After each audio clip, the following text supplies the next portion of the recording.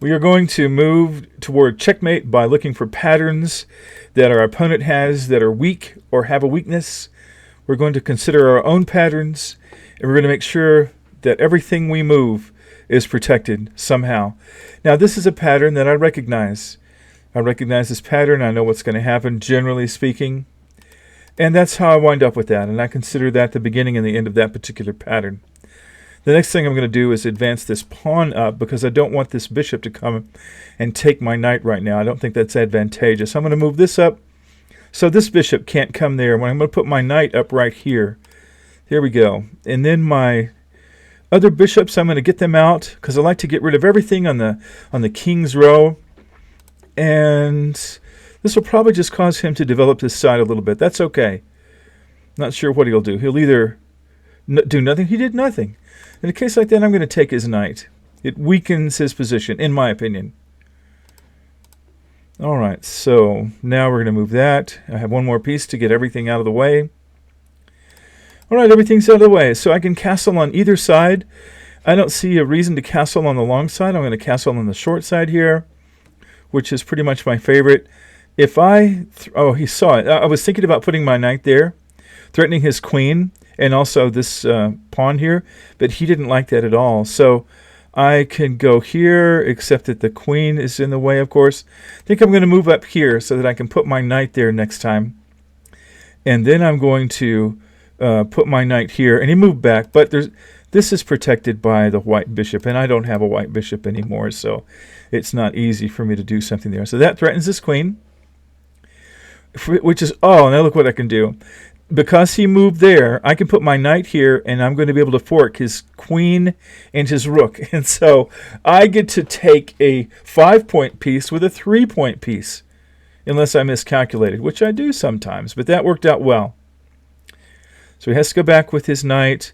So I could do it again. I'm going to go ahead and go here, and I'm threatening either one of these pawns, and he decides, of course, to do that. So now I'm just going to I'm going to advance my pawns up and you know, disrupt this strong 3-pawn thing he has going on.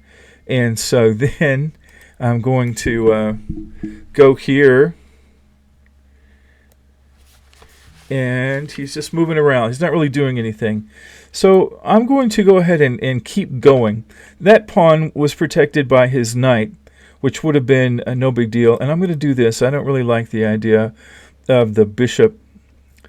Look at that. So I'm going to be able to get his bishop with a pawn. He got confused, which happens sometimes. And I took that and was threatening my queen. So what should I do with that? I can move it laterally. I'm going to move it up here. Since I'm trying to disrupt these pawns, I'm going to keep doing that. So that be sure that when a pawn moves that you watch and make sure that you don't lose a piece. I've lost pieces quite a bit in that particular scenario. Now he's going to come and try to disrupt my pawns here, which is a problem. But I can take either one of these pawns. I think I'll take this one. And then I'll take this one here unless he protects it. And he does not. He brings his queen up to cause trouble, and that does that causes quite a bit of trouble. All right, so I'm going to go down here and threaten this bishop. He'll have to move it or lose it, and he protected it. So now I'm going to sort of pin this knight. This knight is not protectable, so he does that. That's fine. So what can I do now? I can move this up, and he can't move that knight. Oh wait. I see something I can do. I can put my knight... oh, I can't. I can put my knight here. If he takes it with his knight, then I get his queen with my rook. So he is in a bad spot if I fork his king and his queen. So he can take my knight, which he did. That's fine. So I will trade a knight and a rook and get his queen. Isn't that awesome? Now then, what I can do is it's just a matter of cleaning up. And I'm just going to go ahead and take this. I like to do checkmate when I can. And he has 2 pieces on that. So now I have his knight captured. I'm going to go ahead and do this. Why not? And I don't have a way to exploit this, sadly. Although the temptation is great. If I move this, move my king out of the way so he can't put me in check. And, oh, look at that. That's funny. So I'll have to move here to take advantage of that. He's threatening my... Look at him. He's good. All right. So I will put him in check here. And he does that, which is fine. And then I can go here, and I can go up here and put 2 pieces on his bishop and take it. If he leaves it there, he may or may not. We'll see. It'll be checkmate really soon if he... Ooh, this is not good. I didn't see what he could do there. He may put me in check. I may lose this game. We'll see what happens. Wowee. Here we go. Okay, he chose to do something a little different. So what can I do to cause him trouble? And I better be careful, because with his black bishop and his rook here, he can put me in checkmate with ease. So that is something to definitely watch out for. See what he's going to do. So he went there. So I can go here, see what I can do. And not a lot. Not a lot of stuff. So I'm going to go ahead and go here, see what I can do. He went there, which is fine. I'm going to see if I can take his pawn. Oh, I don't want to do that. That was a mistake. All right, so in a case like this, when you can't beat your opponent, you take as many pieces as you can. And if I go there, he will get my queen. So I have to go here. And that causes him to do that. So what can I do to cause trouble here? I'm going to come down here and threaten that pawn. I'd be glad to trade my rook for his rook, because this rook has got a lot of power in it to cause me a lot of trouble. He took it. Okay, great. Well, that means that I will win the game, unless I make a terrible mistake of some kind.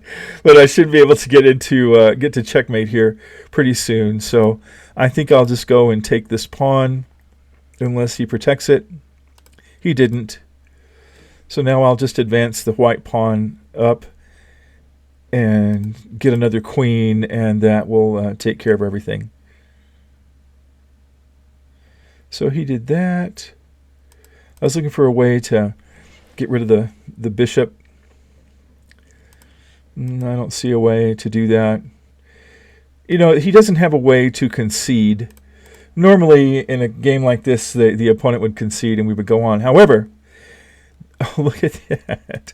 He forked my pawn and my king. So he's going to get it. I did not see that. That's okay. We will go and proceed the other way. We'll go up here. He'll have to protect that pawn with his king if he wants to keep it, which he does.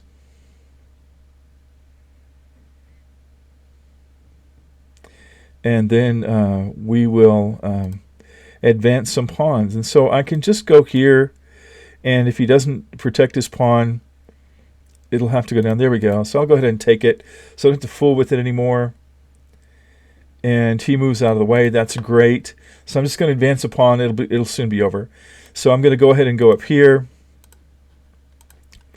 And you want to be careful in these situations, because if you're not careful, the opponent, especially if it's the computer, will move in a way that gets you a stalemate, and then you don't get to win the game.